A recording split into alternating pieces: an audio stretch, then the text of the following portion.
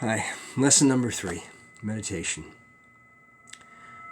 After awareness and perception, meditation is the next most important tool to have in your magical toolkit. It's the cornerstone of being able to focus your mind, and focusing your mind is essential to working effective magic. Now, meditation has a number of benefits. The first benefit is that it does calm your mind down so you're mentally healthier. The second one is when your mind is calmed down, your body calms down, and there's less stress in your body, and that's healthier for your body. And the third one is it opens your mind up to possibilities. So, if you will, it's like our normal mind has a lot of static. It's like you're watching 100 TV channels all at once. And you really can't focus on any of them if the volume's all at the same level on all of them. And you're distracted from one to the other because, that's something interesting just happened over there. So that's not great.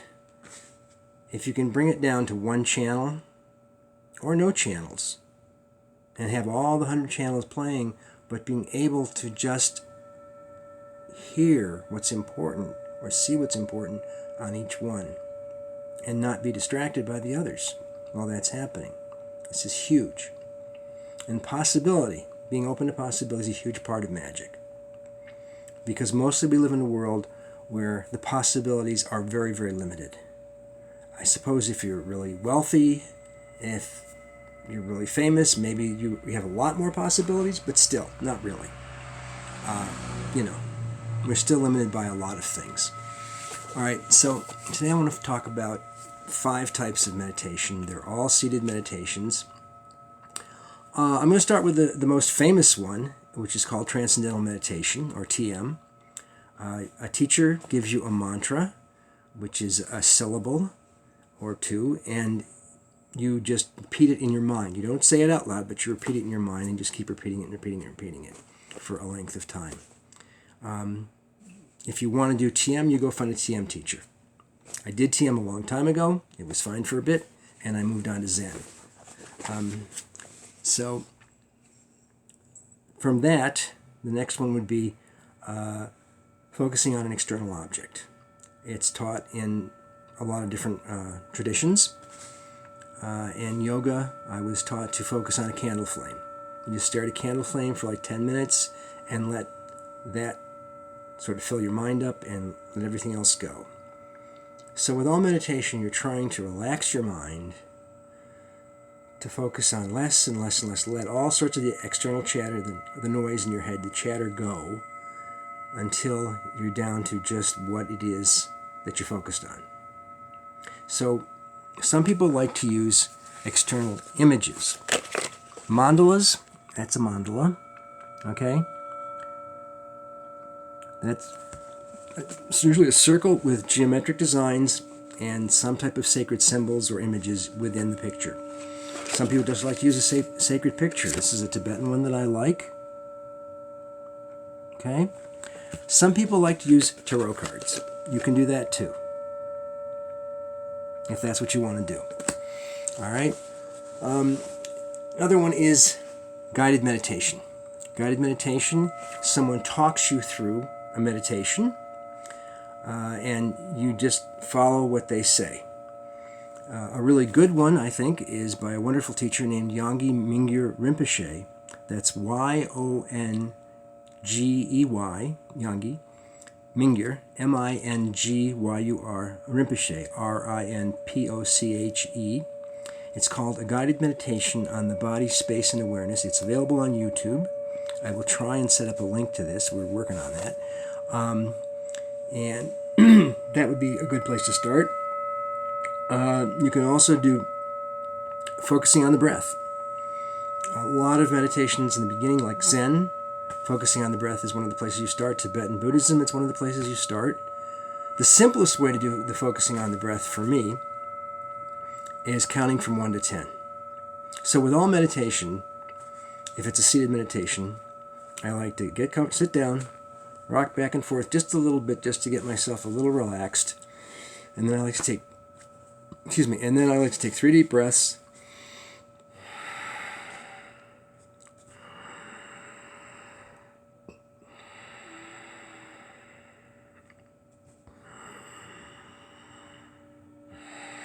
And then I like to bow in to whoever, whatever I'm about. Right now I'm working with Tara, so it's Tara Tara Tara so Tara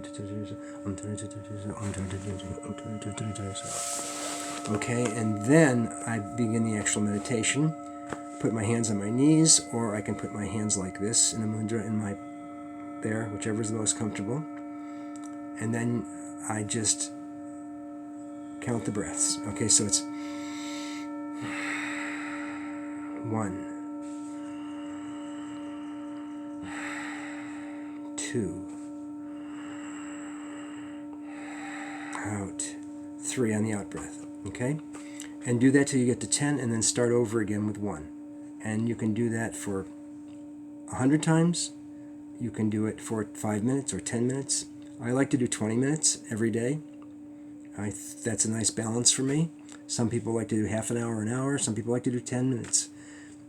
You know, I would say start with 10 just to get yourself doing it.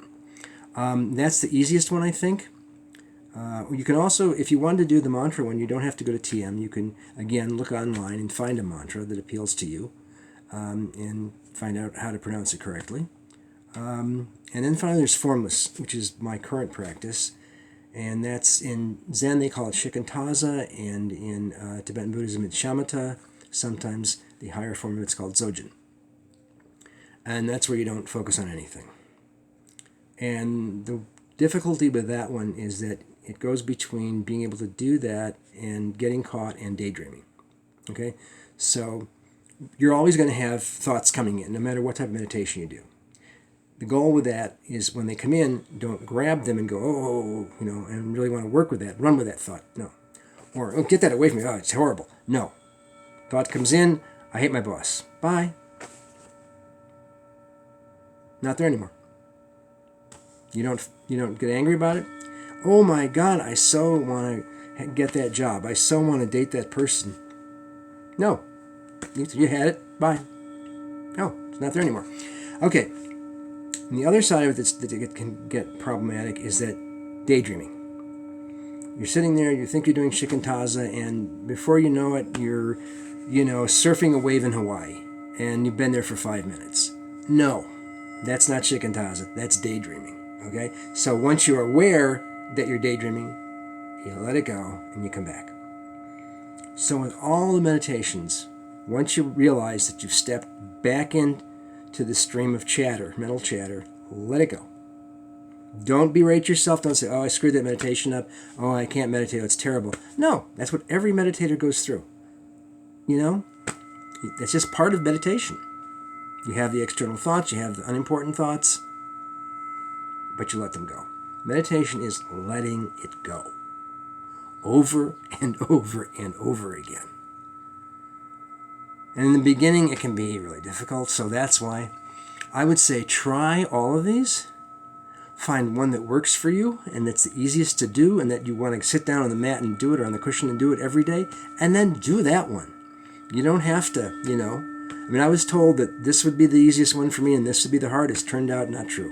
In my case, the easy one was incredibly hard for me to do. I couldn't stay with counting the breaths. I kept getting daydreaming, and I didn't come back. I forget where the hell I was. I was on 3 or 6 or whatever. And with the Shikantaza, not a problem. Okay, so what else can I tell you about right now? I would say that, not too much else. Oh, yes. If you want to read a book about meditation, it's really good. The Miracle of Mindfulness by Thich Nhat Hanh. Thichhnhat, Hanh, H-A-H-N, I believe. Thich Nhat Hanh, The Miracle of Mindfulness. Okay. Basically, guys, sit down, try these, try all 5 of them, find out which one works for you. If you don't already have a meditation practice, if you do, keep doing it, or you can still try these. And I'll see you next week. And next week we are going to work on, I think, divination.